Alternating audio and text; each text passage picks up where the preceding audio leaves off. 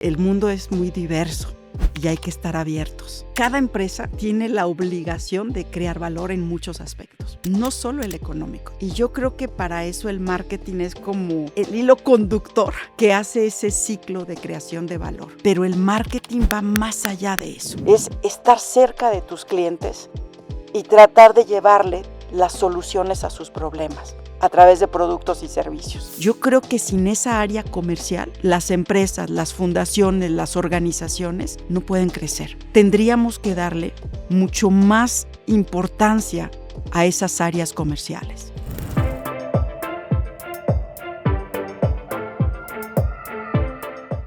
Bienvenidos al Playbook del Empresario, el podcast del IPADE. Todos los días cientos de empresarios recorren las aulas, los jardines, los pasillos del IPADE con la intención de crecer, de volverse mejores personas para transformar sus organizaciones y que estas empresas transformen la sociedad. Estas personas tienen historias inspiradoras, con fracasos, con éxitos que estamos convencidos que pueden ayudarnos a los demás a aprender, a reflexionar y a crecer.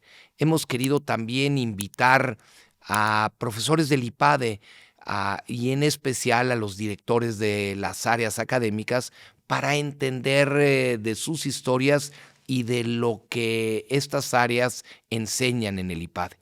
Hoy una entrevista muy especial, la doctora Silvia Cacho, profesora y directora del área de comercialización del IPADE, experta en estrategia comercial, en marketing, en crecimiento empresarial, pero sobre todo una profesora, una investigadora con un carácter internacional, con experiencias en distintas partes del mundo, que estoy seguro no nos dejará indiferente los puntos de vista de Silvia. Doctora Cacho, Silvia, muchas gracias por acompañarnos el día de hoy, por aceptar esta entrevista. Muchas gracias, Toño. Pues para mí es un honor tenerte como colega en el área y también en el IPADE. Y pues gracias por la invitación para participar en el Playbook del Empresario. ¿Cómo te describes a ti misma como investigadora, mentora, guía, profesora, mercadóloga? Yo creo que como todos nuestros colegas profesores en IPADE, tenemos varios roles. Yo me considero profesora investigadora porque la investigación juega también una parte importante, pero pues también soy consultora, soy consejera, soy mentora, preceptora, como le llamamos en IPADE. Me encanta la parte de acompañamiento estratégico que doy a las empresas, pero creo que como docente tenemos pues muchos roles también. No podría definirme solamente como uno, porque tú bien lo sabes, un profesor en IPADE, aparte de la docencia, hace investigación, da consultoría y tiene un puesto directivo. Entonces, eso nos mantiene cerca, yo creo que cercanos a la realidad de lo que tienen los directivos y empresarios. Silvia, ¿cómo empieza tu aventura por el marketing? Eres ingeniera, pero hoy dedicada al mundo de la comercialización. ¿Cómo es ese salto? ¿Dónde viene la vocación por el marketing? Espero no alargarme, Toño, pero creo que valdría la pena hacer un poco de antecedentes, ¿no? Porque mi llegada al marketing no fue una línea recta. Y yo creo que eso para nuestros jóvenes MBAs del MEDE, del MEDEX, pues también les puede dar una idea, ¿no? De que nos podemos reinventar, nos podemos tener varios momentos en nuestras vidas. Yo crecí hasta los 15 años en un pueblito, en Morelos, Zacatepec, y estudié en escuelas públicas hasta la prepa, ¿sí? No había muchas opciones para llegar a la preparatoria. Entonces yo tuve que hacer una prepa físico-matemática con especialidad en electricidad. Y un poco porque pues era para mí la mejor opción dentro de mi comunidad. Y pues no había, yo creo que en ese momento la oportunidad para mi familia de querer que me fuera de Zacatepec. En ese momento quizás hasta me puse un poco rebelde, pero yo creo que fue una de las mejores decisiones, porque al ser una carrera tan técnica, me formaron muy bien también en la parte matemática. Yo de ahí me fui al TEC de Monterrey y como reduje de 3 años a 2 años y medio la prepa, tuve que hacer el primer semestre en Cuernavaca. Mi idea siempre era, por mis orígenes norteños, mi madre es de Hidalgo, Nuevo León, irme al TEC de Monterrey, donde habían estudiado también otros primos. Entonces, yo me fui a la ingeniería un poco, pues, también con esa experiencia de la prepa técnica, ¿sí? Llego primero a la ingeniería en sistemas computacionales y al semestre me cambio a ingeniería en sistemas electrónicos. Acabo mi carrera, regreso a Cuernavaca, empiezo primero con un negocio. Yo creo que en el TEC nos forman mucho también con esa mente de emprendedores y creo un negocio con una prima. Pero al poco tiempo un amigo que trabajaba en el Centro de Investigaciones Eléctricas, Ramsés, que está ahorita en California, ojalá Ramsés Soto y su esposa también, me invitan a formar parte del proyecto de Laguna Verde, específicamente en la parte del simulador para entrenar pues a los que iban a operar la planta nuclear en Veracruz. Entonces yo manejaba las bases de datos. Durante ese tiempo fui ingeniera investigadora y después consigo una beca del Consejo Británico. Y yo quería, como ya desde ahí empezaba mi curiosidad de que no solamente quería estar en la parte tecnológica, sino quería estar también en la parte más administrativa. Mi primera maestría fue en Management of Technology. Regreso de esa maestría. Esa maestría en Inglaterra. En Inglaterra, en la Universidad de Sussex, con esa beca que me gané del British Council, que me pagaba todo, ¿sí? Entonces yo regreso con la cuestión de lo que había sido mi tesis, que era la comercialización de resultados de investigación y desarrollo. Y entonces ya llego como ingeniera comercial. El instituto quería empezar a comercializar todas las investigaciones que tenía. Este instituto está ligado a la Comisión Federal de Electricidad, Toño. Yo ahí me empieza a invitar el TEC a dar clases a ingenieros. Yo ya desde antes había dado clases de matemáticas, pero cuando regreso de la maestría me empiezan a ofrecer más cuestiones de publicidad, de cuestiones hacia administración, y tomo 2 diplomados, marketing y comercio internacional. Fue el primer programa de diplomado que ya fue en línea. Y la verdad es que yo ahí empecé a ver esa parte comercial. Pero cuando eres ingeniero, nos forman también la cabeza que es muy difícil quitarse la etiqueta de ingeniero.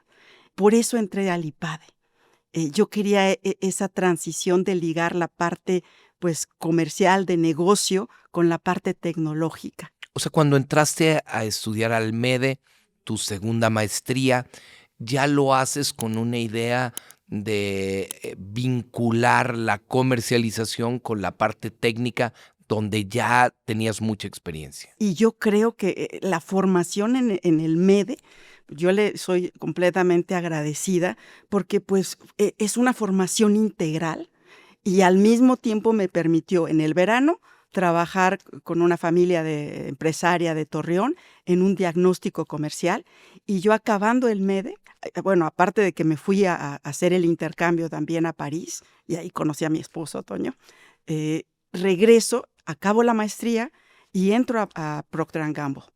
Y yo creo que es esa conclusión de entrar como Assistant Brand Manager en Procter realmente me dio como la credibilidad, la legalidad de ya poder combinar estos dos mundos. Cuéntanos la historia completa. ¿Conoces a tu novio, hoy tu esposo, en el intercambio? ¿Y en qué momento deciden casarse? ¿Él se viene a México todo un reto, contigo? Toño. Yo creo que es parte también de lo que agradezco al IPADE. Nos hacemos novios durante el intercambio, pero en esa época no había internet. Nos mandábamos faxes de aquí del IPADE, y los viernes nos hablábamos cerca de clavería. Y le agradezco mucho al padre Bernardo, que él me dijo siempre que siempre lo supo, pero no dijo nada. Y pues gracias a eso, nos casamos, y él viene a intentar quedarse aquí en México, Toño, a buscar trabajo. Él estaba haciendo el MBA en HEC Paris, pero no consiguió. Yo tenía un contrato con Procter, te firmas por 1 año mínimo, porque si no te quitan el bono de entrada. Entonces yo me quedé, estuvimos unos meses casados, pero separados, y decidimos irnos a Francia, donde estuve 15 años. Desde esa época, tu vida ha estado parte en Francia, parte en México. Sí, y sigue, porque pues mis hijas, tú lo sabes, viven allá. Yo creo que cuando formamos una familia bicultural, pues ya eso siempre tenemos un pie aquí y un pie allá.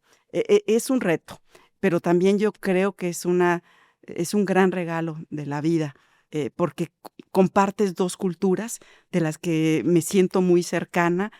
A las dos soy mexicana y creo que lo traigo en la piel y muy bien marcado, pero Francia me ha dado también mucho. Me ha hecho crecer tanto como persona como profesional. Allá estudié otra maestría, también hice el doctorado en HEC Paris, trabajé en varias escuelas de negocio y yo creo que eso me dio también esa perspectiva global y sobre todo de empatía, Toño, porque el mundo es muy diverso y hay que estar abiertos. ¿Cómo logra una niña de Zacatepec, Morelos, adaptarse en el mundo? Y cómo esas experiencias, el Reino Unido, París, la propia Ciudad de México, Monterrey, experiencias académicas, laborales, van formando a hoy la profesora Silvia Cacho. Yo creo que es todo un proceso en el que participan muchas personas, Toño, y no es una línea recta. Yo agradezco desde mis profesores del kinder, de la primaria, porque en una escuela pública, como lo hice de kinder, primaria, secundaria, prepa, pues tiene que tener devoción y pasión los profesores, porque las condiciones no son iguales que en una escuela privada, ¿sí? Y a mí me formaron muy bien. Yo creo que también, lógico, mis padres, ¿no? Mi madre es profesora, mi padre es empresario o era empresario, en paz descanse. Mis abuelos, sobre todo, yo diría esa mezcla entre mi abuela, que pues era ama de casa, pero mi abuela siempre vendió cosas para ayudar a la familia, a sus hijas sobre todo, y mi abuelo, una persona que también me inspiró mucho porque con poca educación, creo que hizo hasta el tercer año de primaria, Toño, mi abuelo creó muchas empresas y a nosotros desde chiquitos nos pusieron a trabajar, a cobrar, a hacer notas, aprendí taquigrafía y eso para ayudarle también en el negocio. ¿De qué era ese negocio de tu abuelo? El negocio en el último, el que creó, ya era Transportes Zacatepec, Transportes TZ, pero mi abuelo fue panadero, rentó bicicletas, tuvo gasolinera, tuvo camiones de volteo, hasta llegar a la empresa de carga. Y esa empresa pues duró 50 años, Toño. Entonces, crecí en una familia donde en las comidas, en las reuniones familiares, pues era muy común hablar del negocio. Creo que nos marcó a todos. Yo hablo de todos, a mis hermanos, a mis primos, a mis tías. Ver un negocio que pasó 3 generaciones hasta que lamentablemente mi padre fallece y mi hermano a los 6 meses, que era el que se iba a quedar con el negocio, fallece en un accidente, Toño. Entonces, creo que viví muy cercano lo que es la empresa familiar en México, las altas, las bajas, y creo que eso te forma, ¿no? Y también no se te quita. ¿Tú estabas en París o estabas en México Cuando pasa lo de mi padre y lo de mi hermano, estaba en París. Yo viví del 96 hasta el 2009, 15 años allá. Debe ser difícil estas tragedias, estando lejos, queriendo acompañar, pero no pudiéndolo hacer por la propia distancia. Sí, y pues yo creo que ahí viene un poco el contexto de muchas empresas familiares en México, Toño, ¿no? Mi hermano, el primer hombre, iba a ser el que se iba a quedar, ¿sí? Yo la verdad, como primera, yo soy la primogénita, y estando fuera, pues no iba a venir la sucesión directo ahí, ¿no? Y eso es lo que nos dio la vida, ¿sí? A lo mejor si hubiera estado aquí nos hubiéramos pedido. Mi hermano, el más chico, que fue al final el que pues tuvo que organizar todo, pues él estaba en Grupo Salinas en ese momento, y mi hermana estaba también con una niña chiquita y dando clases. Ella trabaja, da la parte, es ingeniera en administración de servicios alimentarios y está más en la parte de alimentos. Pero creo que es una historia que me gusta a veces compartir en el aula porque uno siempre habla de sucesión, de preparar a las empresas familiares, pero la vida a veces te da sorpresas, ¿sí? Yo creo que nunca pensamos que íbamos a cerrar la empresa a los 50 años, ¿sí? Yo creo que sí había esa sucesión hacia mi amparo. Sí tenía problemas la empresa, a lo mejor no hubiera podido subsistir de todas maneras, pero creo que tenemos que estar muy flexibles. En el contexto mexicano pueden pasar estas historias. Nosotros nos abrigamos en una ley que existe. Cuando hay problemas en el IMSS o en el IMSS, te puede cerrar la empresa y se cierran ahí. Ahora sí que se saldan, ¿no?, las deudas. Como los otros hermanos no estábamos tan vinculados, tomamos esa decisión. Yo me acuerdo que hubo un momento que a mi padre le habían ofrecido comprarle la empresa y pues en ese momento, Toño, dijimos que no. Está tan marcada la empresa familiar en nuestra ADN que para nosotros era como traicionar, ¿no? O sea, ¿cómo? Si es el patrimonio, la familia. Y creo que a veces en esas situaciones tenemos que ser, lo veo ahora en retrospectiva, ¿no? Quizás hubiera sido un camino, ¿no? Pero te implicas tanto en la empresa que es difícil ver cuando a veces hay que cederla. Lo que nos dices es que no hay recetas de cocina y que hay muchos pues externalidades que pueden ser benéficas o trágicas para una organización, especialmente para una empresa familiar. Exacto, y que muchas veces tendríamos que formarnos más. Yo creo que ahí viene esa parte, ¿no?, del empresario empírico que está en las provincias muchas veces de nuestro país y que a veces le falta la ayuda, Toño. A mí eso me marcó y me inspiró y me sigue inspirando cada vez que veo a alguien de los empresarios, de los participantes con problemas. Mi primera reacción es cómo le podemos ayudar, porque muchas veces el rol del empresario es muy solitario. Me hubiera gustado que mi padre tuviera las redes que ofrece el IPADE y ayudarlo en esos momentos. También a mi hermano, ¿sí? Yo creo que el IPADE en ese aspecto tiene una misión súper importante en un país como el de México, donde muchos de los empresarios pues no tuvieron siempre la oportunidad de formarse. Aquí en IPADE, tú lo sabes, pueden entrar sin haber terminado la carrera, porque muchos son muy buenos en el terreno, pero no tuvieron, pues, ahora sí que el privilegio a veces de formarse. Nunca es tarde para formarse como empresario. Regresando a tu propia historia, Silvia, eh, ¿por qué decides regresar a México, regresar al IPADE, ya con una carrera de investigadora en varias escuelas europeas? ¿Qué te hace el llamado o la vocación de estar en las aulas del IPADE nuevamente? Yo creo que fueron varios factores, Toño. Nunca perdí el contacto con el IPADE. Cuando venía a México, venía a ver al padre Bernardo, a la profesora Leti, a Marta, al doctor Jorge Gutiérrez, a Alfonso.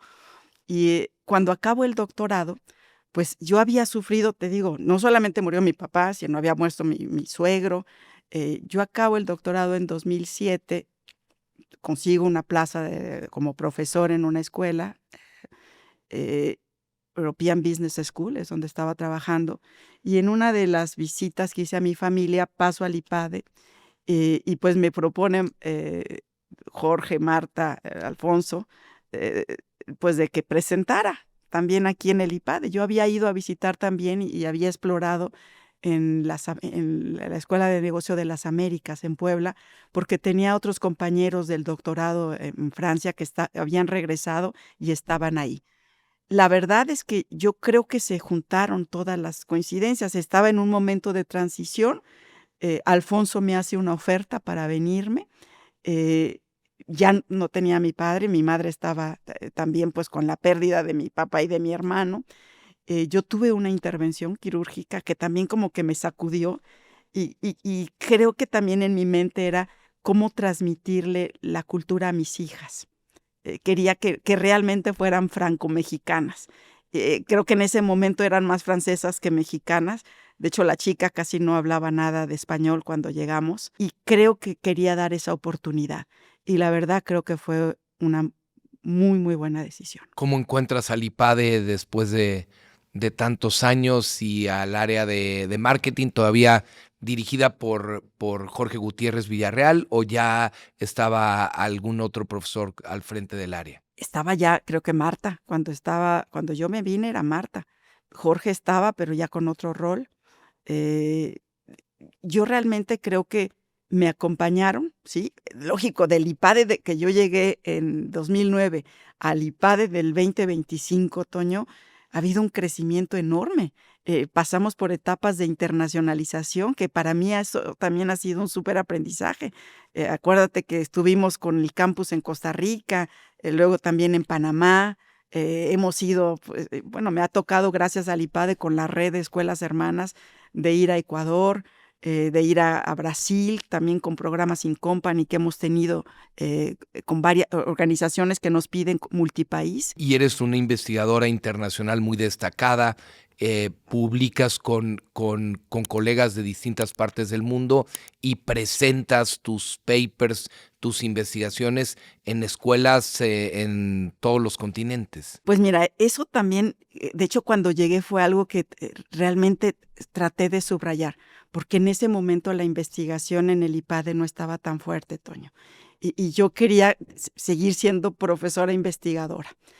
Creo que ahí también pues me cobijó mucho Marta, entendía eso. Entonces, desde que llegué, procuré siempre ser constante en las conferencias en las que iba.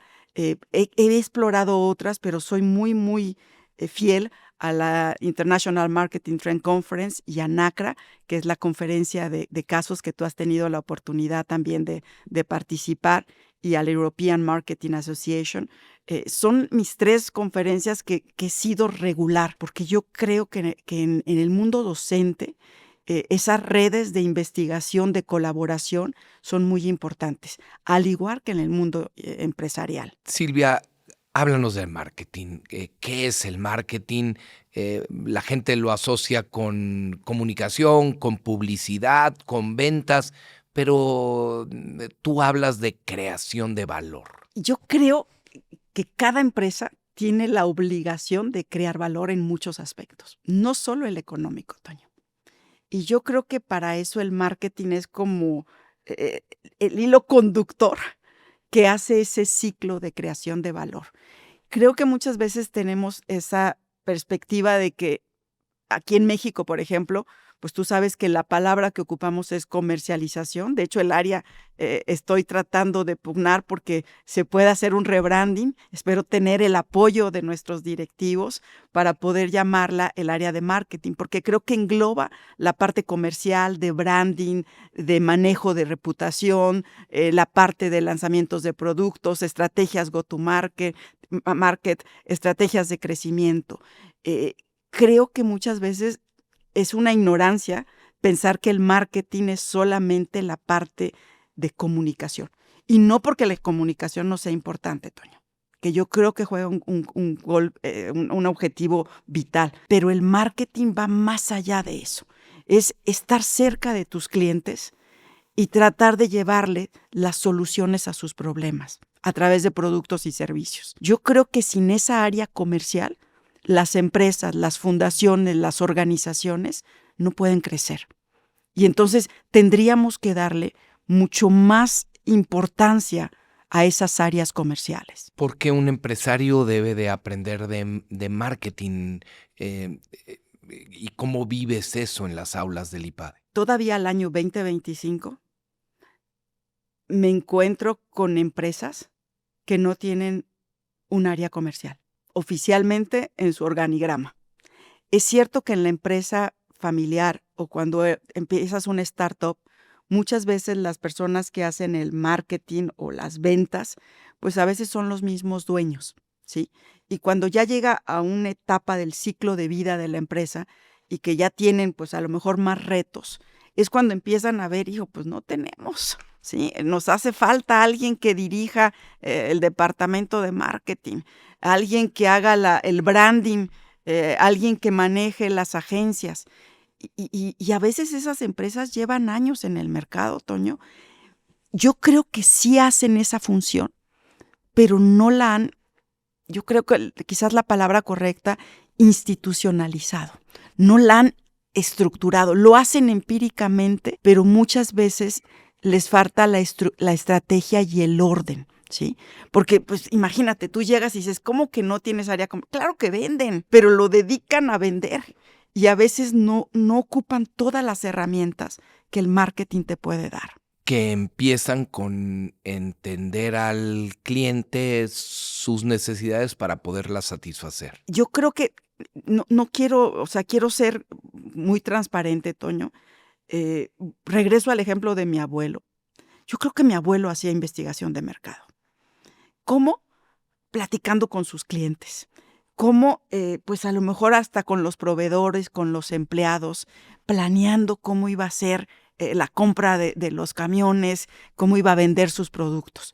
Pero eran empresas más pequeñas con un alcance más local o más regional. Cuando una empresa empieza a tener la ambición de tener un alcance más nacional o global, necesita tener las estructuras y yo diría las estrategias comerciales a la altura. Es ahí donde yo creo que tenemos la gran oportunidad en México. No porque no lo sepan hacer, los empresarios nuestros son astutos, son buenos, sacan el negocio, pero creo que a veces no todos han tenido pues el ecosistema para tener esa ambición de llevar a sus empresas a otro nivel. Y es ahí donde yo veo la gran aportación de las áreas comerciales. Cuéntanos cómo llevas esto al aula, cómo lo discutes o haces ver a los empresarios esta importancia pues de entender al cliente, de crearles valor, de usar distintas herramientas para crecer, para ser más rentables. Fíjate que estamos en una era donde la tecnología nos ha abierto tantas oportunidades que podemos tener pues más acceso a información, a herramientas para acercarnos a nuestros clientes. Muchas empresas en México tenían acceso a esa información, pero no la explotaban. Cuando tú empiezas a tener acceso a la información y empiezas a hacer tus estrategias de segmentación y a diseñar estrategias para cada segmento, empiezas a desarrollar internamente una inteligencia comercial, Toño. Es ahí donde empiezas a ver a lo mejor la necesidad de nuevos productos. Lo vemos en IPADE, ¿sí? O sea, de repente estamos queriendo sacar nuevos programas porque el mundo está cambiando tan rápido que tenemos que, uno, identificar esas tendencias y después ver las necesidades que tienen nuestros participantes para diseñarles nuevos productos y servicios que cubran esas necesidades. Si nosotros nos quedáramos con la oferta de productos, pensando en el participante de hace 20, 30, 60 años que se creó el IPADE, pues perderíamos relevancia para nuestro mercado. Y eso les pasa a las empresas. Cuando tú estás cercano a tu cliente y tienes los datos, imagínate, el IPADE con una base de alumni de más de 50,000 participantes, la riqueza que tenemos. Pero también tenemos que pensar en la adquisición de nuevos participantes. Las empresas serían nuevos clientes. Y es ahí donde el marketing te puede dar, yo creo que mucha visibilidad, mucho tacto para saber cómo crear esa oferta de productos, ese diseño de marcas y poder llegar mejor al mercado. Silvia, nos hablabas de el marketing centrado en las personas y centrado en el cliente. Es que esa es la base, Toño. Si tú no tienes esa cercanía, imagínate cómo vas a poder desarrollar la estructura adecuada y tus estrategias adecuadas para cubrir los problemas, necesidades de ese cliente. Me acuerdo muchas veces cuando doy uno de los casos, te has de acordar, el de Coloreando, y que los dueños ya no conocían a los clientes, porque las empresas crecen y entonces van delegando, y tú dices, no conocer ni siquiera a los más importantes. Creo que eso pues es parte del marketing. Las empresas siempre tengan esta cercanía, ese conocimiento del cliente, por muy grandes o pequeñas que sean. Yo creo que para cada nivel de empresa hay herramientas para identificar, para saber cómo se va evolucionando la necesidad del cliente y para que dentro de tu equipo puedas llegarles mejor con una oferta correcta y adaptada. Ahorita me gustaría como plantearte como esta disyuntiva, ¿no? Hablamos de un marketing centrado en la persona, en un mundo en donde hablamos más de un marketing centrado en la tecnología, en el dato, en las métricas, en el resultado.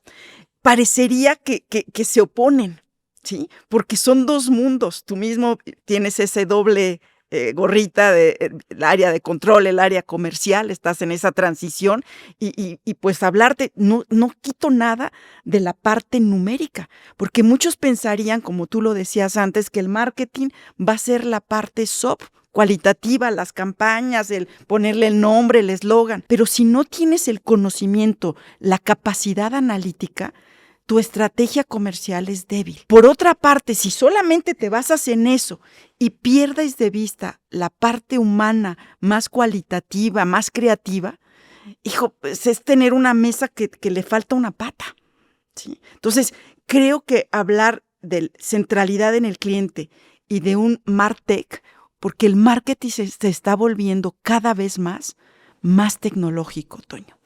Pero esa tecnología debe de ser para potenciar esa centralidad en la parte humana. Si perdemos esto, perdemos un gran diferenciador. Uno, yo creo que como todo debe de empezar con las cabezas de la empresa y después con la cabeza de la dirección comercial, ¿sí? O de la dirección de marketing. Yo creo que cuando tú, no puedes salir a decir voy a centrarme en el cliente y de repente deshumanizar tu servicio. Que muchas veces eso llega. Ponemos herramientas tecnológicas, pero nos olvidamos que todo eso lo estamos haciendo para servir mejor al cliente. Entonces, deberíamos de tener esa congruencia, Toño.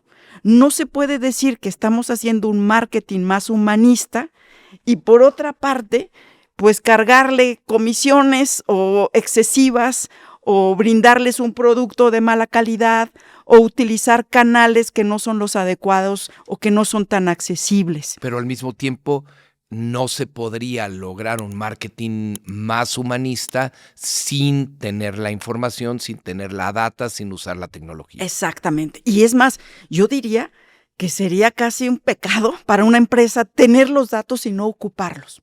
Pero también ahí entra mucho pues la parte ética, Toño, porque cada vez más nos tienen traqueados, ¿sí?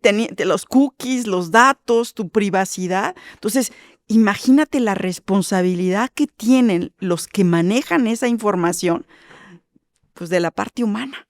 Entonces, ahí es donde la parte como director comercial, tú debes de tener esas dos. Por una parte, el área comercial es la que presenta resultados. Si no hay ventas, si no hay adquisición de nuevos clientes, si no hay retención de los clientes, si no hay venta cruzada, el negocio puede ponerse en peligro, puede no sobrevivir. Por otra parte, dices, hijo, tener la tecnología te reduce costos, Toño. Hay que pensar siempre que si tú reduces costos, pero al mismo tiempo se te olvida la parte central del cliente, hijo, es muy riesgoso para una empresa. Silvia, el caso que recordabas, el de Coloreando, me parece que es un gran ejemplo de muchas de las cosas que nos estás diciendo. Una empresa que empiezan los fundadores, un par de hermanos, a crecer, a ser muy exitosa, pero nunca institucionalizan un área de marketing. El propio crecimiento a ellos les hace olvidar el propósito, descuidar al cliente, y entonces la falta de una institucionalización en la parte comercial les generan muchos de los dilemas que son humanos, que son éticos, que tienen mucho que ver, que quizá resume lo que nos estás diciendo. Y yo agregaría, Toño, esta era una empresa familiar, el caso que estamos hablando, pero pues hay diferentes tipos de empresas. Hay empresas que pues todavía en nuestro país se manejan bajo Excel. Hay otras que ya están con mucha sofisticación de plataformas, ¿sí? En ese espectro, en cualquier etapa que estés, ya sea que eres una pyme o una empresa global, tienes acceso el día de hoy a herramientas para eficientar tu acción comercial. Pero lógico, no puedes pedirle a una pyme mexicana de provincia, que tiene apenas ciertos recursos, ciertos presupuestos, lo que hacen las grandes multinacionales. Pero en un mundo donde estamos siendo cada vez más globales, estas empresas pymes van a tener que ocupar esas herramientas accesibles para volverse más competitivas, porque si no, estas empresas globales, pues van a representar una gran amenaza. ¿Cómo manejas eso en el aula, Silvia?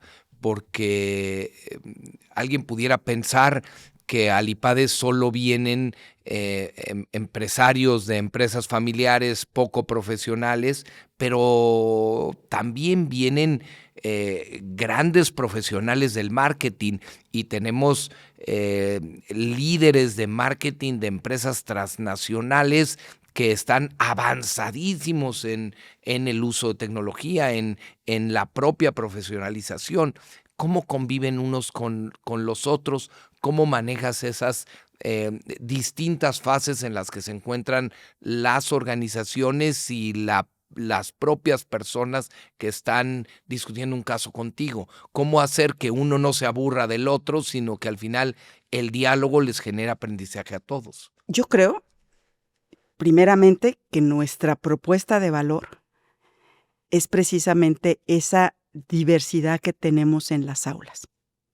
Porque pues, el conocimiento, las discusiones, a diferencia de una educación tradicional, Toño, aquí tenemos el método del caso que nos permite discutir y tomar las perspectivas de todos esos participantes que vienen de diferentes trincheras y aprenden entre ellos, no solamente a través del profesorado.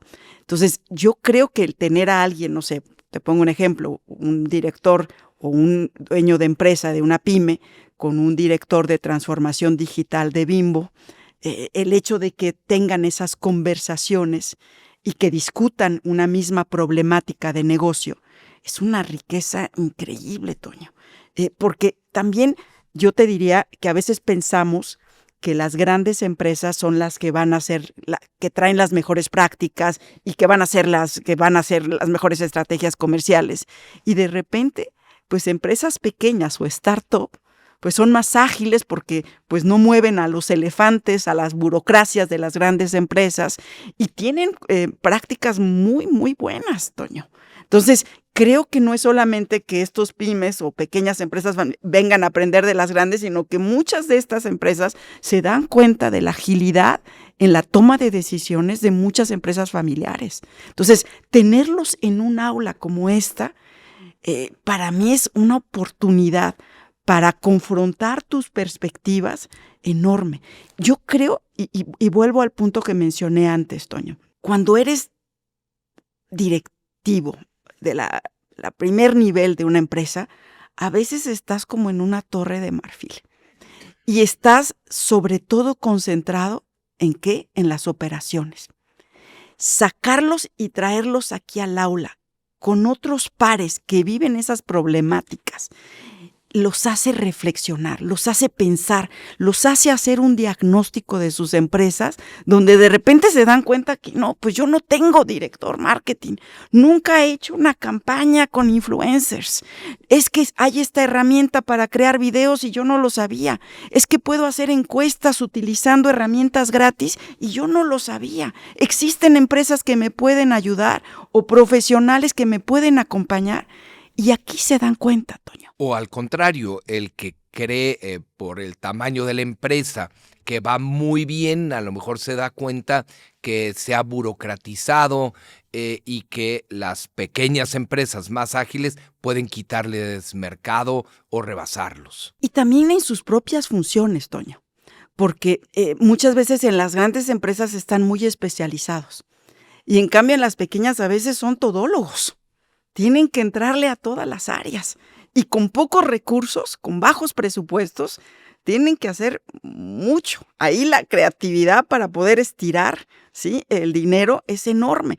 A lo mejor aquí tienes más presupuesto, pero tienes más regulaciones, más pasos a seguir, que muchas veces hacen que las empresas grandes se muevan más lento, Toño. En ambos casos yo creo que pues hay esos retos. Cuando les preguntas, en términos o con un lenguaje simple, no importa el tamaño o tipo de sector en el que estés, Toño, si no tienes la capacidad de crear tus propuestas de valor, de comunicarlas, de entregarlas y de sacarles valor, hijo, va a ser muy difícil que tu empresa siga creciendo.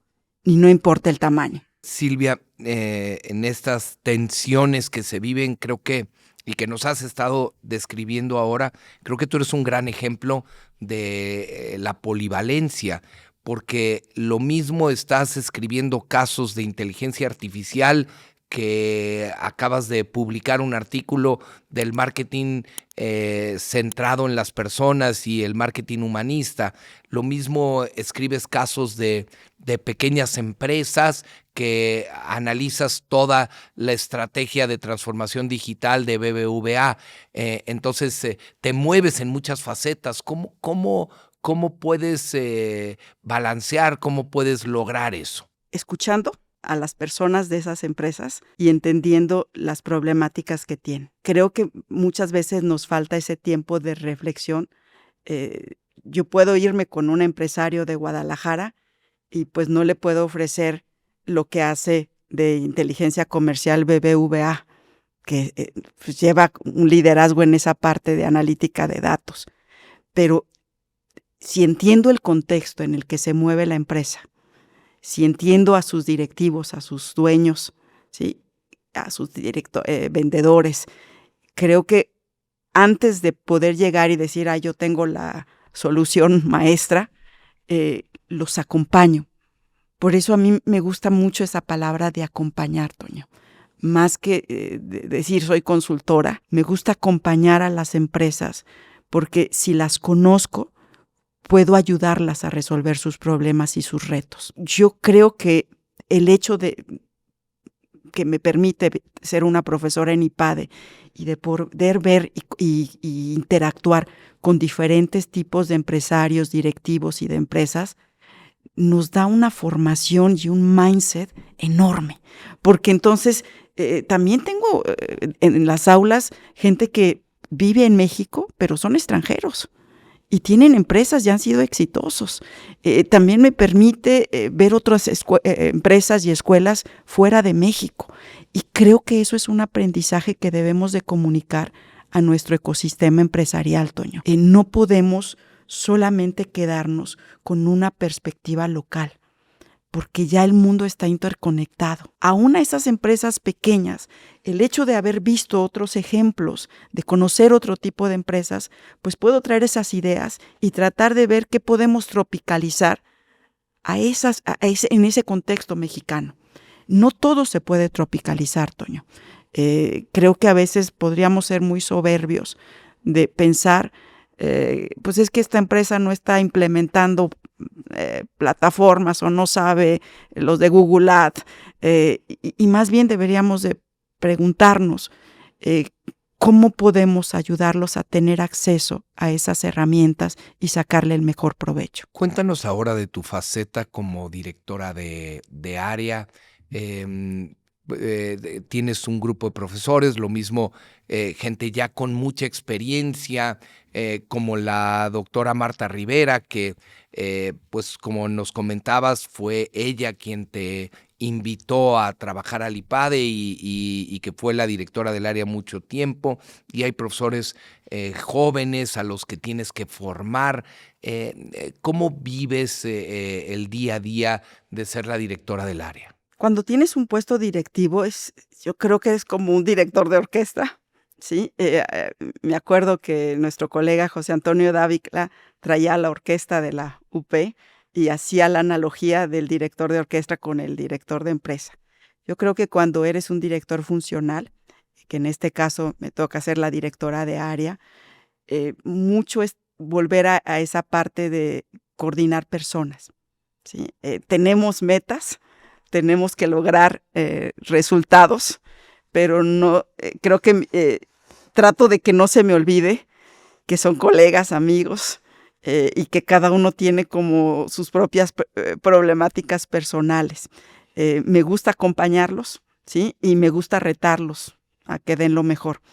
Hay veces que tienes que ser un poco más exigente, pero espero que no solamente pues sea por el resultado. Creo yo que cuando tienes la responsabilidad de liderar personas, tienes que ser muy empática. Todos van a diferentes ritmos y todos tienen personalidades diferentes, como pasa en las empresas. Y entonces tienes que saber llegarle a cada uno, ¿sí? Y por otra parte, pues practico lo que acabo de decir, ¿no? Pues cada área tiene su presupuesto. Uno quisiera tener presupuestos infinitos, ilimitados. Tienes que manejar esos recursos. También me gustaría tener a lo mejor ciertos tipos de perfiles que todavía tenemos que atraer al IPADE, porque pues parte de esto va a ser el relevo de los próximos años, no de los 5 o 10, sino del futuro. Entonces, creo que parte de mi función es estar viendo cómo dejar los cimientos para que los que vengan después de nosotros pues sigan esta labor, Toño. Ya nos ha tocado reclutar, tenemos a Mario Paredes, guatemalteco. Creo que una de las facetas que me gustaba cuando lo invitamos a formar parte de nuestro equipo, pues era su parte internacional. Él había trabajado en otro país, Guatemala.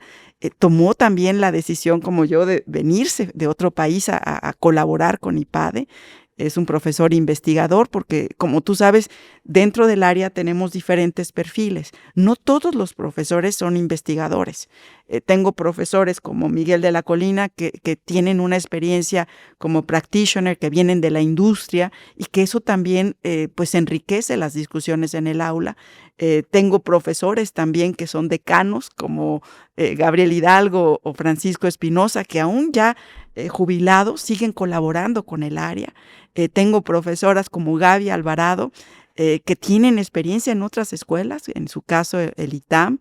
Marta, que es nuestra profesora, yo creo que la que más tiempo tiene en el IPADE, que nos da también esa continuidad. Y bueno, tenemos a ti, Toño Casanueva, que pues ha sido una gran adquisición de otra área, porque también las áreas presentan retos como las empresas. A mí hubo uno de mis profesores, Carlos Castellanos, que está transicionando al área de política de empresa, y tú que vienes de control, pues el reto es cómo integro todas esas grandes personalidades y grandes caracteres para que puedan dar lo mejor. Y yo creo que aquí regreso a lo que empezamos, que no se les olvide que todo lo que hacemos, en el centro están nuestros participantes. ¿Qué sigue para la doctora Silvia Cacho? ¿Qué te inspira? ¿Cómo te ves en el futuro? Que nunca se me quiten las ganas de aprender, Toño, de tener la humildad suficiente de decir qué más puedo aprender y qué más puedo dar, tener esa generosidad. Yo creo que a veces en las empresas puede haber esa parte, pues no sé, rivalidades. Ayer oía un video de este Jack Welch, el de General Electric, que decía que tenemos que tener generosidad y aplaudir los éxitos de nuestros colegas. Yo espero poder ayudar a que otros colegas que se integren puedan crecer y amar al IPADE como yo lo amo. Silvia Cacho, investigadora, mentora, acompaña empresas, acompaña líderes de organizaciones, una mujer, pues ya la han estado escuchando ustedes, polifacética, internacional, multicultural. Ha sido un verdadero placer platicar contigo, inspirarnos de ti, Silvia. ¿Qué mensaje le dejarías a los empresarios, a los emprendedores, a la gente que nos ha estado escuchando? Creo que esa parte de apertura al mundo, ¿sí? De tener ambición, de querer contribuir a tener un México más fuerte, creo que sería mi mensaje. No dejar de formarse. Personalmente, yo creo que todos, no importe la edad ni el momento de sus empresas, deben de seguir viendo qué más pueden hacer, cuál va a ser su legado, ¿sí? Y creo que ahí tenemos una gran responsabilidad. Yo creo que entre más dones se te da, más se te exigirá. tenemos el privilegio de estar con ese ecosistema empresarial y directivo de México, y yo creo que ellos deben de reconocer todo lo que pueden aportar a través de lo que dan o brindan sus empresas. Si nosotros contribuimos con un granito de arena, ellos también tienen la oportunidad de crear valor, crear riqueza para el país, crear empleos, tener esa creatividad para hacer cosas diferentes, Toño, para no olvidarnos que pues no todo es utilidad en los negocios. Las empresas tienen una responsabilidad social, ambiental que debe de cumplir y pues también buscar los medios para pues ayudarse, ¿no? Por eso yo creo mucho en las cámaras de comercio, en las asociaciones. Yo creo que donde hay colaboración y co-creación, el proceso de creación de valor se da de una mejor manera. Ese es el mensaje que yo daría. Yo creo mucho en mi país. Creo que cuando me preguntabas por qué me vine a México, yo creo que hay un potencial enorme en mi país. Muy aparte de mis lazos emocionales o familiares, yo creo que México es una tierra de oportunidades, pero hay que tener el coraje, el esfuerzo, la pasión para salir ahí y luchar porque se den las cosas. Yo, quizás una parte que olvidé comentarte, podemos poner todo en papel y pues ahí sale todo muy bien, pero creo que una de las grandes capacidades que tiene el directivo y el empresario mexicano es la acción. Salen y se van ahí a sacar las cosas con lo poquito o lo mucho que tienen, y creo que es eso que no deben de perder. La acción y el seguir aprendiendo, Silvia. La acción y seguir aprendiendo, creo que lo resumes muy bien. Y quizás la humildad, Toño. La humildad de pensar que no todo lo podemos hacer solo y que tenemos que colaborar. Quizás agregaría la colaboración. Este es el último episodio del año, entonces primero a ti, Silvia, agradecerte muchísimo tu tiempo, tus conceptos, tu pasión, desearte que tengas un muy próspero 2026 y también a toda la gente que nos escucha. Ay, pues yo también aprovecho este espacio para desearles una muy feliz Navidad y que sea el 2026 un gran año, con retos, con dificultades, pero siempre con resiliencia y con muchas ganas de salir adelante. El Playbook del Empresario, el podcast del IPADE, en el último episodio del 2025. Muchas felicidades, un gran año les deseamos para el 2026. Déjenos sus comentarios, dialoguen con nosotros a través de las plataformas y nos vemos el siguiente martes ya en el primer episodio del nuevo año. Muchas gracias y que les vaya muy bien.